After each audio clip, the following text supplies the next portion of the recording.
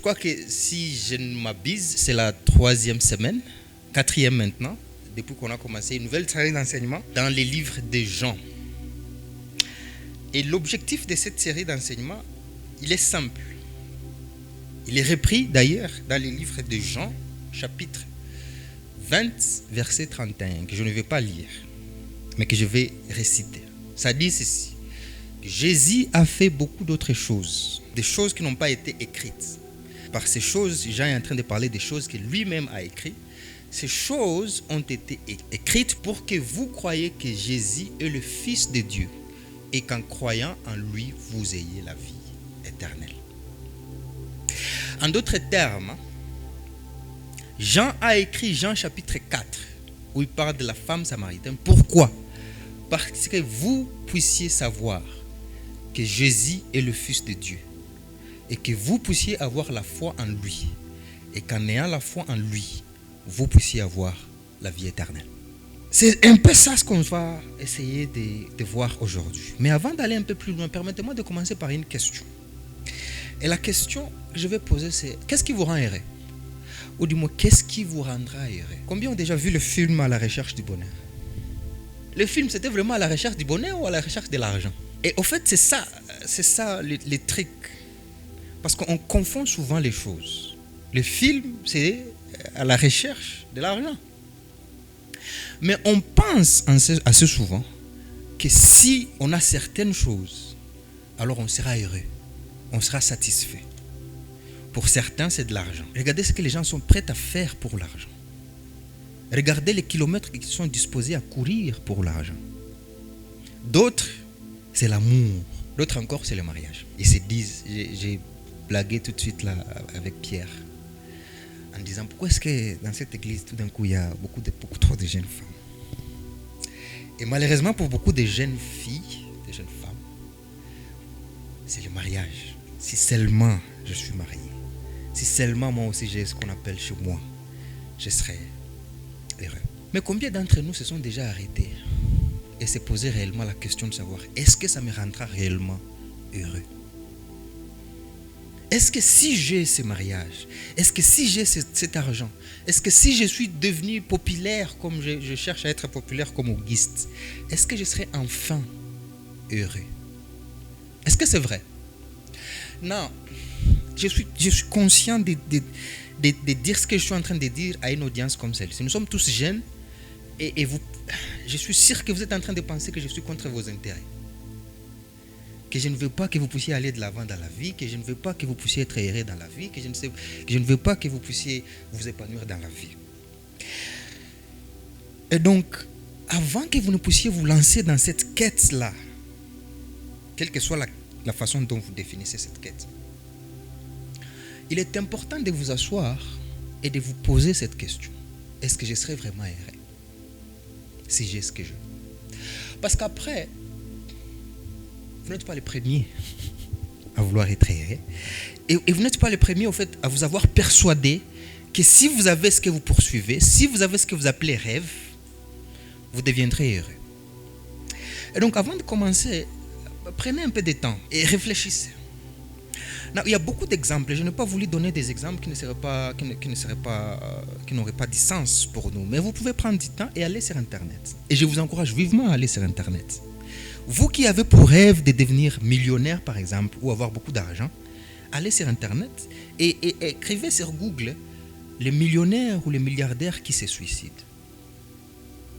Et vous serez surpris de réaliser ou de voir le nombre de millionnaires qui se suicident. Vous qui poursuivez, qui voulez devenir populaire, connu, allez sur Google et écrivez le nombre de personnes célèbres qui regrettent d'être devenues célèbres. Et vous serez choqué de réaliser qu'en fait, il y a pas mal de gens qui n'en veulent pas. Il y a pas mal de gens qui n'en veulent plus. Et posez-vous la question de savoir pourquoi. Parce que si vous ne le faites pas, vous allez continuer à poursuivre ce que vous appelez rêve. Dans la poursuite de vos rêves, vous allez malheureusement confondre les vides intérieurs que vous avez à l'ambition. Nous avons tous une soif et nous cherchons tous à satisfaire cette soif par des choses externes, par des choses matérielles. Certains appellent ça l'argent, d'autres appellent ça la réussite, d'autres appellent ça le mariage. Mais mon point, c'est ce que j'étais en train de dire, c'est que cette poursuite-là ne va pas vous satisfaire. Et vous savez pourquoi ça ne va pas vous satisfaire? Parce que le vide qu'il y a dans votre cœur, c'est un vide à la forme de Dieu. Et c'est seulement Dieu qui pourra les combler. Ça ne sera pas l'argent, ça ne sera pas les femmes, ça ne sera pas les hommes, ça ne sera pas la réussite. Et ce texte que nous sommes en train de regarder ici, ça nous explique très clairement et très bien le point que j'essaye de communiquer. Que dit le texte? Comme nous l'avons lu, c'est un récit, c'est une histoire d'une femme, du moins de Jésus avec une femme. Qu'est-ce qui se passe dans cette histoire? Jésus décide d'aller en Galilée, pardon. Et il décide de tracer son itinéraire, les chemins qu'il devrait emprunter, et il décide de se dire, ok, je vais passer par la Samarie. Non, encore une fois, je vais revenir sur cette idée, mais c'est curieux que Jésus ait choisi de passer par la Samarie, parce que comme vous l'aurez remarqué dans les textes, le texte dit qu'il y avait l'inimitié. Les Samaritains et les Juifs n'étaient pas amis. Si les Samaritains et les Juifs n'étaient pas des amis, pourquoi Jésus, qui était juif, a décidé de passer par la Samarie? C'est une question qui est. Je ne vais pas y donner des réponses, mais ça vaut la peine d'y réfléchir. Et j'espère que ça sera clair au fur et à mesure que nous continuons. Alors que Jésus descend vers la Samarie, il est fatigué parce qu'après il voyage à pied et à un moment il se sent fatigué et s'est dit bon, je dois me reposer. Et il décide d'aller se reposer à un puits, à côté d'un puits, le puits qu'on appelle le puits de Jacob, le puits que Jacob avait donné à son fils Joseph. Il est alors 12 heures. Au milieu de la journée, à 12 heures, il y a une dame qui quitte la ville pour aller puiser de l'eau. Et c'est au fait vers le puits vers lequel Jésus s'asseyait qu'elle veut aller puiser de l'eau. Elle part et heureusement, elle rencontre Jésus sur le puits. On doit s'arrêter et réfléchir. Parce que c'est important de saisir les nuances, les subtilités, les détails que Jean est en train de mettre dans sa narration pour que nous puissions comprendre ce qui se passe. Une des questions à laquelle il nous faudra répondre, c'est pourquoi est-ce que cette femme va puiser de l'eau à 12 heures?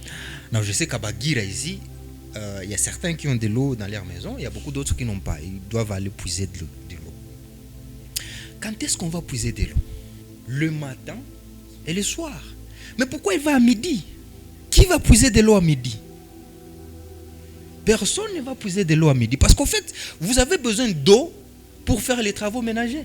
On a un élément de réponse. C'est au verset 15, 16 et 17. Écoutez attentivement ce qui se passe ici. La femme lui dit, Seigneur, donne-moi cette eau afin que je n'ai plus soif et que je ne vienne plus puiser ici. Va, lui dit Jésus, appeler ton mari. La femme répondit, je n'ai point de mari.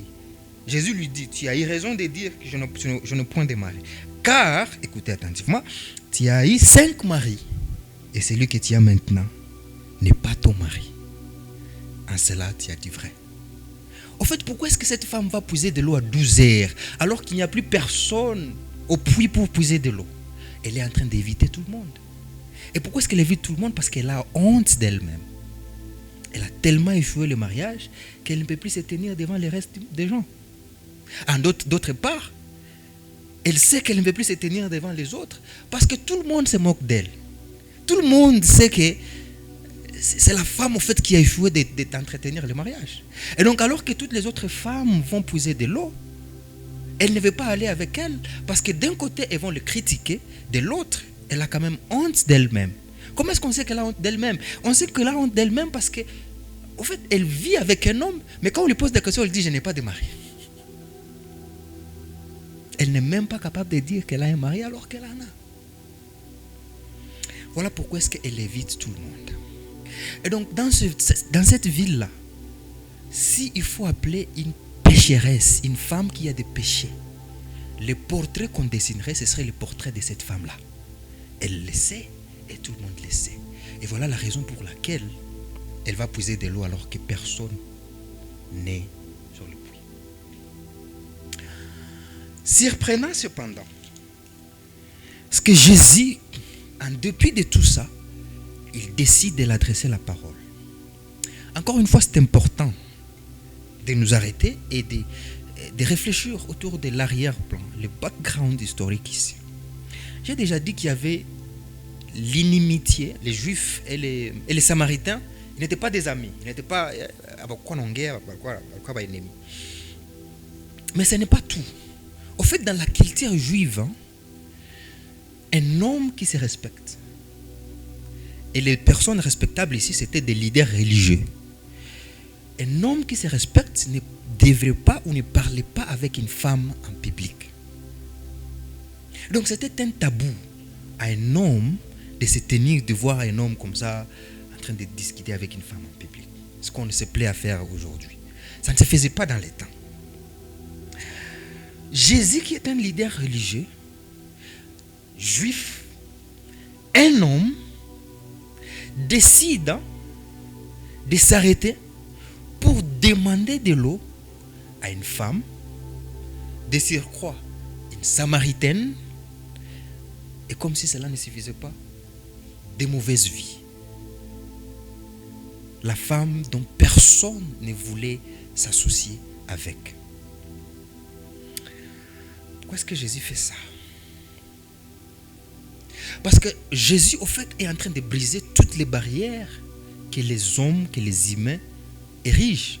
Les barrières entre les hommes et les femmes, entre les riches et les pauvres, entre les respectés et les moins respectés, les respectables et les moins respectables. Jésus, il brise toutes ces barrières.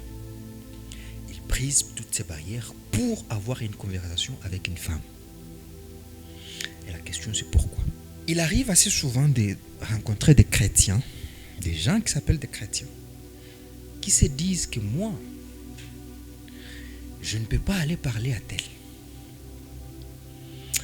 Parce qu'il n'est pas de mon niveau. Il n'est pas de ma classe sociale. Mais de quel Jésus êtes-vous en train de suivre? Parce que Jésus est en train de briser tous les tabous que la société avait bâtis pour atteindre une personne. Jésus est en train de nous dire que l'âme d'une personne n'a pas de valeur. Il n'y a rien de plus important qui puisse empêcher une personne d'aller parler de l'autre de la vie éternelle, à l'autre, de Jésus-Christ. Et je sais que vous avez tous dans vos têtes là des personnes que vous vous dites, ah moi celui-là non, je ne peux pas aller parler à ce monsieur-là. Ah oula, ah oula, mais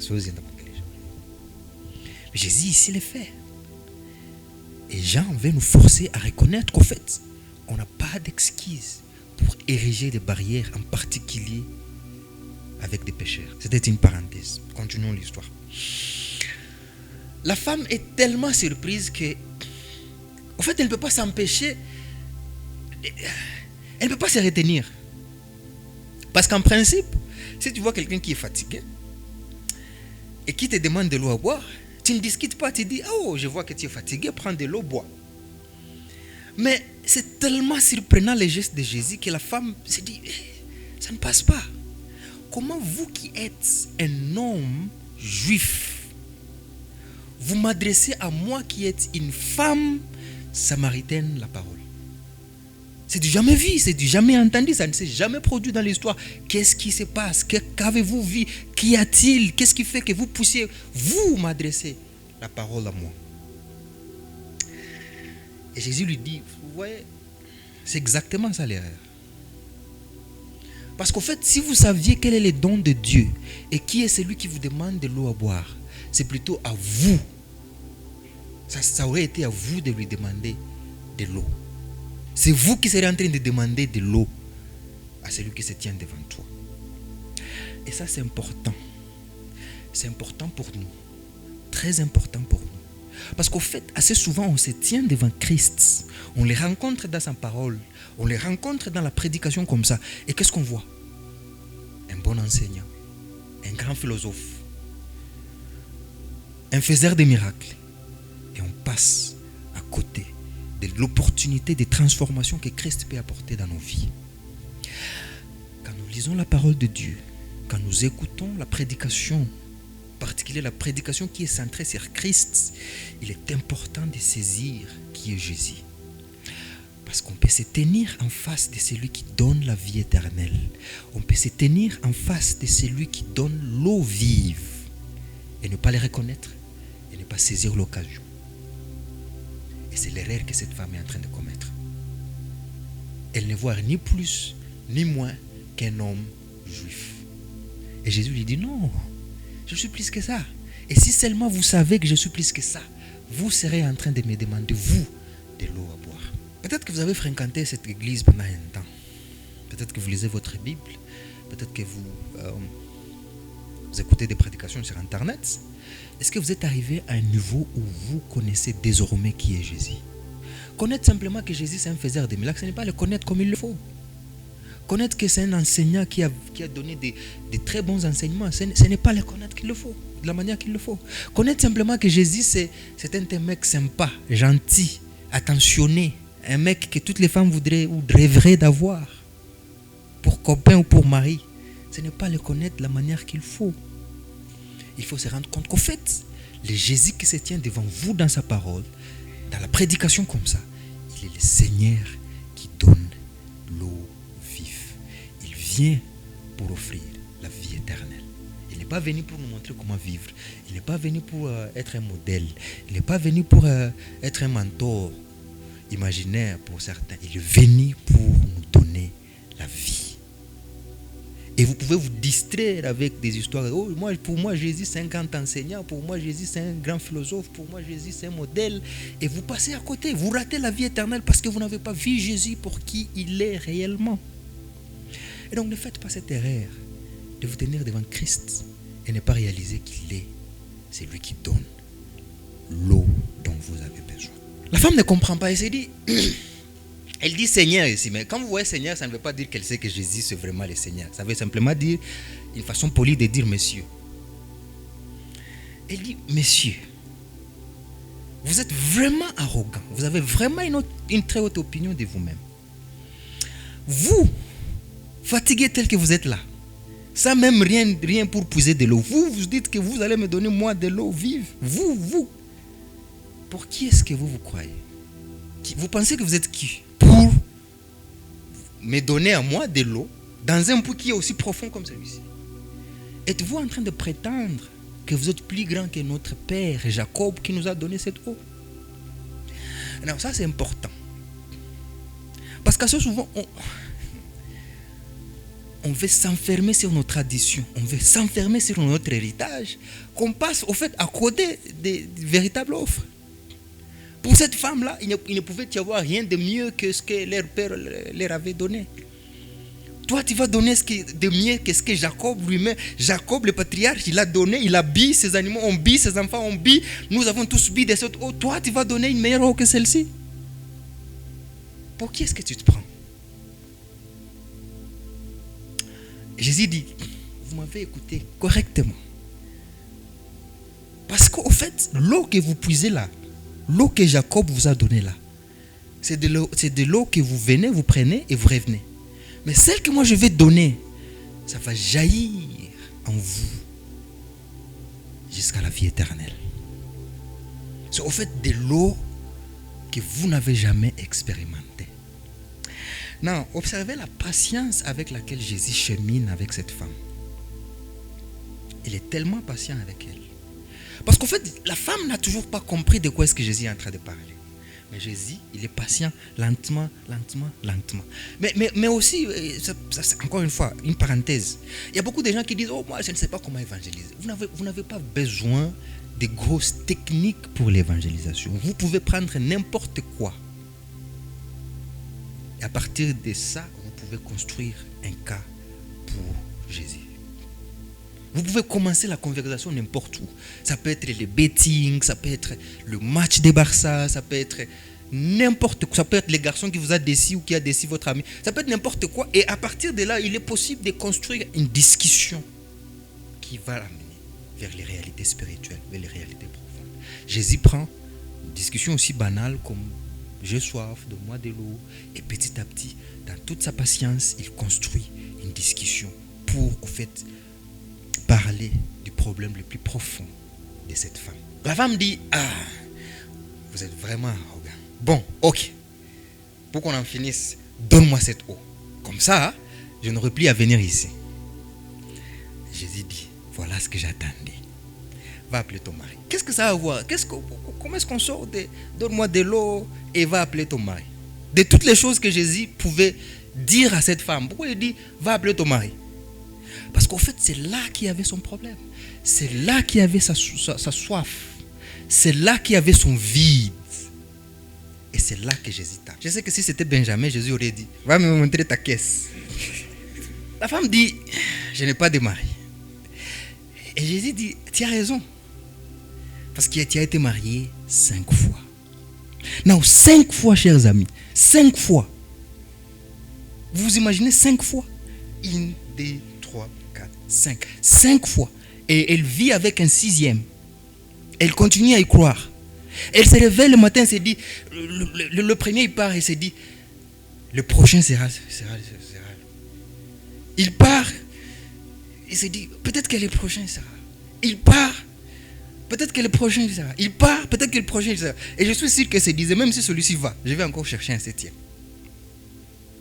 Mais pourquoi elle ne s'arrête pas pour dire, c'est assez? Parce qu'au fait, cette femme ne peut pas se résoudre à l'idée de vivre sans un mari. En fait, sa vie, son identité même est liée au fait d'avoir un mari. Et ça, c'est un problème sérieux. C'est là que Jésus tape. C'est là que Jésus est en train de dire, Jésus, ça c'est ton véritable problème. Quelqu'un a dit une fois, à la question de savoir combien d'argent tu veux, la réponse est toujours simple, plus. Personne ne s'est jamais satisfait de l'argent. Cette femme n'est pas la seule. Et parce qu'elle n'est pas la seule, elle est comme nous tous. Elle s'identifie comme la fille de Jacob. Elle dit notre père Jacob. L'histoire de Jacob nous offre un spectacle similaire. Allons dans Genèse. Genèse chapitre 29. On va voir l'histoire de Jacob, l'histoire d'une des femmes de Jacob qui est aussi similaire à cette histoire. L'histoire de soif intérieure, c'est une histoire sérieuse. Nous l'avons tous. Si vous dites que moi je n'ai pas de soif intérieure, vous vous mentez à vous-même. Nous avons tous des soifs intérieures et nous cherchons à combler ces soifs par des choses, par des mariages, par des enfants, par de l'argent, etc. Genèse 29, oui, ça doit être 29. 29, verset 31. Non, c'est l'histoire de Jacob et ses femmes. Suivez attentivement. L'Éternel vit, verset 31. L'Éternel vit que Léa n'était pas aimée. Il la rendit féconde, tandis que Rachel était stérile. Non, écoutez maintenant attentivement ce qui se passe. Léa devint enceinte et enfantant un fils et lui donna le nom de Ruben, car elle dit, l'Éternel a vu mon humiliation. Maintenant, mon mari m'aimera. Verset 33. Elle devint encore enceinte et enfantant un fils. Elle dit, l'Éternel a entendu que je n'étais pas aimée et il m'a donné un second fils. Et lui donna le nom de Simeon.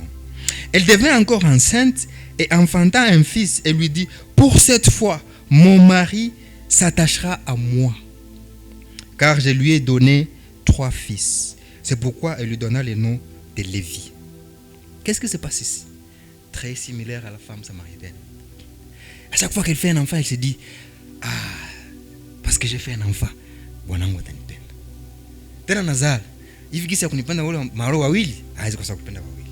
Tena nazala, kwa watatu nasema, et qu'est-ce qui se passe en fait? On se rend compte que plus elle donne des enfants, plus elle espère que son mari va l'aimer, plus le mari ne l'aime pas. Verset 35. Elle devint encore enceinte et enfantant un fils, et elle dit, cette fois-ci, je louerai l'Éternel. C'est pourquoi elle lui donna le nom de Judas. Au moins elle est arrivée à un niveau où elle a compris. Et s'est dit, niet, binaisha, wanaume, dabu dwangu. Mais on a tous cette soif intérieure. On se dit tous, Maro dit l'indieu à moi. Tu sais que c'est en train de détruire ta vie. Tu sais que ça va te briser, mais tu te dis, bon, ça sera la dernière fois. Parce que, encore une fois, comme je l'ai dit, nous avons tous des vides intérieurs. Et il n'y a que Jésus qui puisse combler ces vides. Jésus dit à la femme que tu as dit vrai, que tu n'as pas démarré parce que tu en avais eu 5. Et celui que tu as maintenant, il n'est pas ton mari. La femme, elle est surprise. Qu'est-ce que ça ferait de se tenir en face de la personne qui te connaît complètement, mais qui t'aime inconditionnellement? On prétend tous, n'est-ce pas? On cache certaines parties de nous-mêmes parce qu'on sait que certaines personnes, s'ils découvraient tout ce que nous sommes et tout ce que nous faisons, ils fuiraient loin de nous. Ils ne voudraient pas s'associer à nous. Ils ne nous aimeraient pas tels que nous sommes. Alors nous faisons semblant, nous prétendons, nous cachons des informations, nous nous maquillons pour paraître, nous faisons toutes ces histoires. Mais cette femme est en face de celui qui la connaît complètement, du début à la fin, mais qui l'aime quand même. Et c'est cet amour-là que tu as besoin. Tu n'as pas besoin de courir, essayer de faire un peu plus. Tu n'as pas besoin Tu as besoin de rencontrer celui qui te connaît tel que tu es et qui va t'accepter tel que tu es.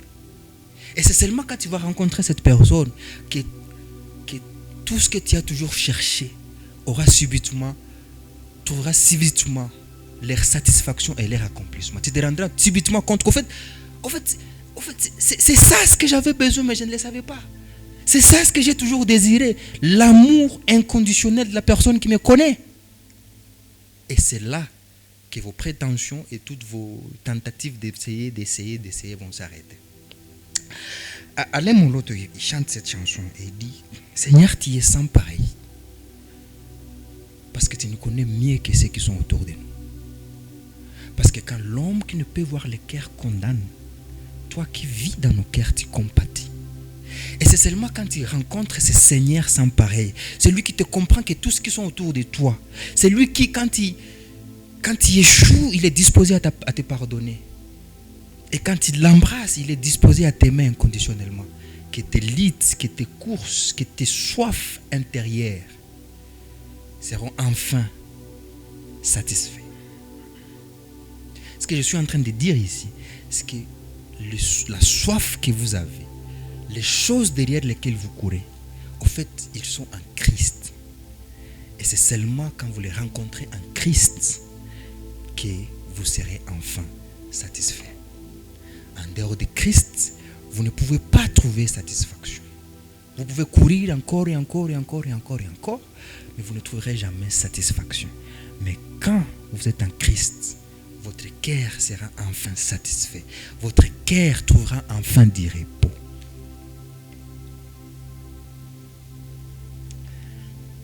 Comment est-ce qu'on sait? Parce que cette femme a rencontré Jésus. Et qu'est-ce qui se passe? Elle ne pouvait s'arrêter, elle ne pouvait se contenir. Tout d'un coup, elle a eu l'impression comme s'il était vivant pour la première fois. Cette honte qui l'empêchait de ne pas s'associer aux autres a subitement disparu. Comment est-ce que cette honte a subitement disparu? Parce qu'elle a laissé tout. Même cette eau qu'elle est venue puiser à 12 heures, elle n'a plus puiser. Elle a couru jusqu'en ville pour dire à tout le monde. Toutes ces personnes qu'elle ne voulait pas confronter, toutes ces personnes qu'elle ne voulait pas rencontrer, elle est sortie pour aller leur dire que j'ai rencontré celui qui m'a tout dit. Qui me connaissait tellement et qui m'a tellement pardonné et tellement accepté. Venez voir, je crois que c'est le Messie. Et sa vie ne peut rester la même. Est-ce que vous avez trouvé le repos que Christ offre? Si vous ne l'avez pas encore trouvé, voilà le moment. Venez à lui. Il est disposé. Il est délibérément disposé à vous offrir ce repos. Il a délibérément choisi de passer par la Samarie, alors que c'était un chemin interdit pour les Juifs. Pourquoi? Parce qu'il veut offrir satisfaction à quiconque mettra sa confiance en lui. Et les jours, c'est maintenant. Et l'heure, c'est en ce moment même.